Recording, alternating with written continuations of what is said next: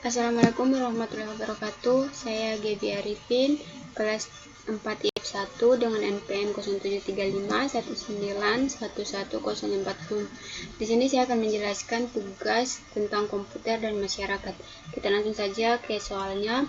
Soal yang ke-1, jelaskan ciri masing-masing generasi komputer pada masa generasi 1 sampai ke-5. Soal yang kedua, jelaskan fungsi arus data pada komputer dan gambarkan alurnya.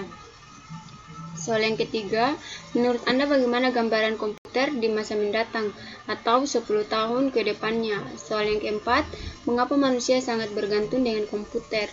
Berikan pendapat Anda. Dan soal yang kelima, mengapa komputer sangat penting bagi kehidupan manusia dalam bermasyarakat? Jawabannya nomor 1, untuk ciri generasi komputer dari 1 sampai 5, dan yang 1, ciri generasi komputer dari masa generasi 1 sampai 5. A. Ciri komputer generasi 1. Di antaranya memiliki perangkat keras yang berukuran besar, instruksi operasi sangat spesifik dan hanya dapat melakukan tugas tertentu, program hanya menggunakan bahasa mesin, menggunakan silinder magnetik untuk menyimpan data, membutuhkan listrik yang besar, perlunya mesin pendingin, kapasitas penyimpanan kecil, kinerjanya lambat, menggunakan konsep program tersimpan dan penyimpanan magnetis sebagai memori utama, menggunakan tabung hampa sebagai sirkuitnya. Dan ini contoh gambar komputer generasi ke-1. Lanjut yang kedua, ciri komputer generasi kedua. Yang pertama, menggunakan bahasa pemrograman tingkat tinggi, Fortran dan COBOL. Kapasitas memori menggunakan magnet dan penyimpanan menggunakan magnetic tape dan magnetic disk sebagai memori eksternal, dapat memproses secara real time dan real sharing, ukuran jauh lebih kecil dibandingkan dengan komputer pertama, kinerja lebih cepat, daya listrik lebih kecil, pengguna program pada aplikasi bisnis dan teknik. Ini contoh gambar komputer generasi kedua.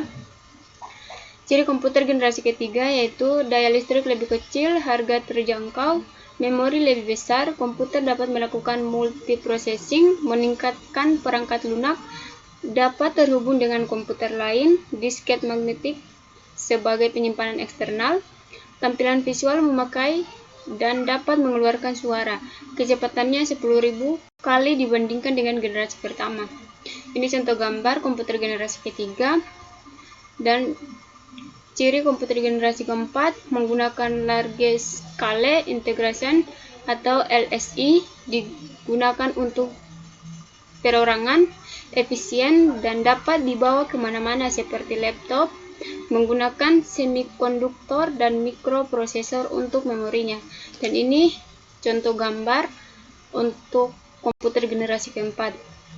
Dan komputer generasi kelima menggunakan LSI, fitur lebih banyak, kecepatan bersemangat informasi meningkat, dampak perkembangan komputer untuk manusia. Ini contoh gambarnya komputer sekarang ini. Untuk soal yang kedua, fungsi arus data. Sistem komputer memiliki siklus pengolahan yang pasti. Siklus pengolahan itu sendiri mengacu kepada makna dari arti komputer sendiri. Ada 3 pokok dalam siklus pengolahan data dengan menggunakan komputer tersebut, yaitu input, proses, dan output. Input, data yang akan diproses atau dibuat.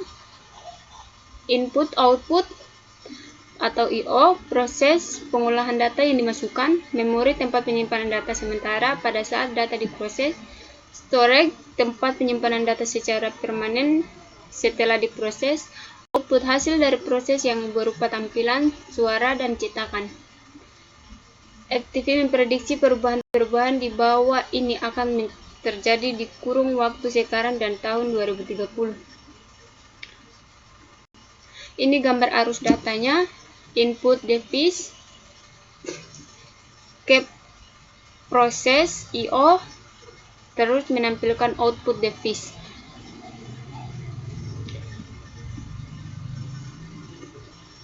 Pendapat mengenai komputer di masa mendatang atau 10 tahun ke depan. Menurut saya, gambaran komputer di masa mendatang atau 10 tahun lagi, lebih tepatnya di tahun 2030, terdapat banyak perubahan yang akan mengubah hidup manusia, seperti yang dikatakan General Manager Indonesia Deal teknologis Richard Jeremiah mengatakan teknologi baru akan mengubah hidup manusia dengan cara yang belum pernah dialami sebelumnya. Seiring visi pemerintah Indonesia yaitu Making Indonesia 4.0, dibutuhkan investasi signifikan untuk mengatasi berbagai isu-isu yang muncul dan akan berdampak pada ekonomi digital, termaksud aturan tentang kecerdasan buatan, pembayaran mobile, dan membuat identitas digital. 4. Manusia sangat bergantung dengan komputer. Menurut saya, mengapa manusia sangat bergantung pada komputer? Karena dalam kehidupan kita sekarang ini, pekerjaan manusia sudah dibantu oleh peralatan canggih, tentunya komputer. Komputer tidak bisa dilepaskan dari kehidupan sehari-hari, mulai dari mengerjakan pekerjaan kantor, multimedia, bahkan hiburan. Ini perkembangan komputer semakin berkembang dan masih akan terus berkembang tanpa batas. Kita sebagai manusia mau tidak mau harus mengikuti perkembangan kemajuan teknologi, khususnya bidang komputerisasi, agar kita tidak termakan oleh alat yang kita buat sendiri. Dalam melakukan pekerjaan, mereka sangat tergantung pada komputer. Komputer tidak lagi hanya digunakan sebagai pengganti mesin ketik ataupun alat hitung, namun kini juga banyak digunakan dalam membantu pembuatan keputusan penting.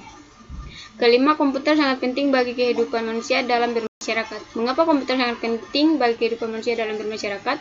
Menurut pendapat saya, karena yang pertama, komputer saat ini bermanfaat bagi kelangsungan hidup manusia dalam bermasyarakat untuk mempermudah pekerjaan di kehidupan sehari-hari. Adapun manfaat komputer di kehidupan sehari-hari diantaranya 1. Mempercepat menyelesaikan tugas belajar, mempermudah petugas kasir, mempermudah proses jual beli, mempermudah administrasi di desa, sumber mata pencarian, mempermudah pendataan siswa di sekolah, adanya warung internet, mempermudah pekerjaan kantor, dan lain-lain. Itu saja yang dapat saya jelaskan. Kurang dan lebihnya saya mohon maaf dengan mengucapkan wabillahi taufiq wal hidayah. Wassalamualaikum warahmatullahi wabarakatuh.